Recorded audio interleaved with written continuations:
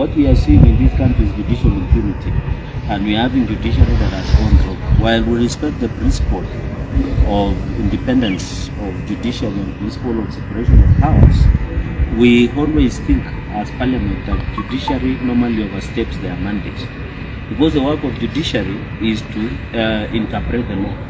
The work of the executive is to implement, and the work of Parliament is to legislate and lawmaking process. What we are seeing as a country is where there is what we call overreach and overstating of their mandate. I think judiciary must be called to order. I said last year that the current judiciary we have has gone wrong. While we appreciate that the rule of law and judicial independence should be respected, that one does not extend to judicial impunity and corruption. We are in a country now at the moment that Kenyans are saying, why hire a lawyer if you can pay a judge? And that is the we don't want to see. And that is why in 2003, the president, the former president Mwai Kibaki, said that there were radical judicial reforms. We don't want to live in a country where justice is being sold to the highest bidder, where court orders are issued at the expense, or court orders are just being issued at the expense and at convenience of people to do who can buy. The court orders we are seeing nowadays are being issued easily more than even tissue paper, and therefore it is very unfortunate. We want to call upon the Chief Justice, who is the chairperson of the Judicial Service Commission, to bring this judiciary into order. Where we, in fact, as we talk now, we must even do inquiry into state capture of judiciary, because we have seen cases where judiciary issues decisions and court orders that even does not make sense.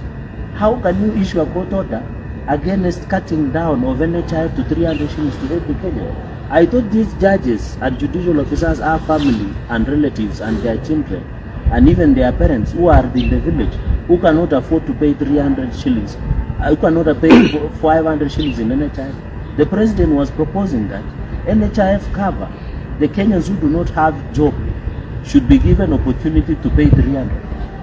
How can you explain a court decision that says that don't pay 300 shillings for every Kenyan to access universal health coverage? Even on the affordable housing, are they aware more than 4 million Kenyans live in deplorable slum conditions in Nairobi, in Kisumu and other major cities?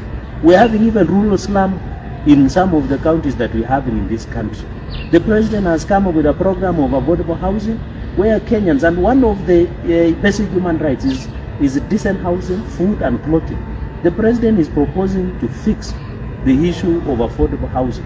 Why would somebody, where 4 million Kenyans live in dilapidated conditions, when it rains they get pneumonia and diseases, why would somebody who is a Kenyan and who is a judge sit and issue an order against developing affordable housing in the country?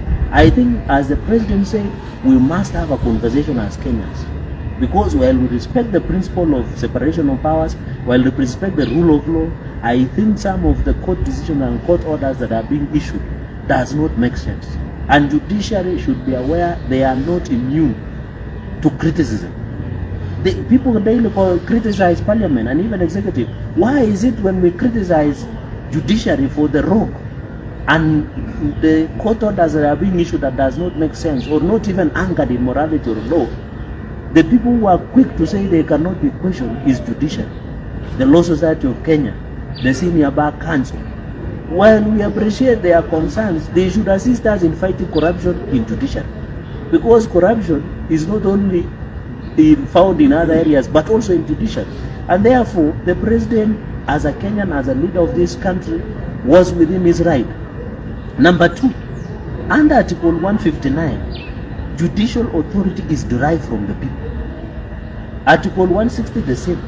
And they must exercise judicial authority in the principality of neutrality, in the principality of rule of law, and the Constitution.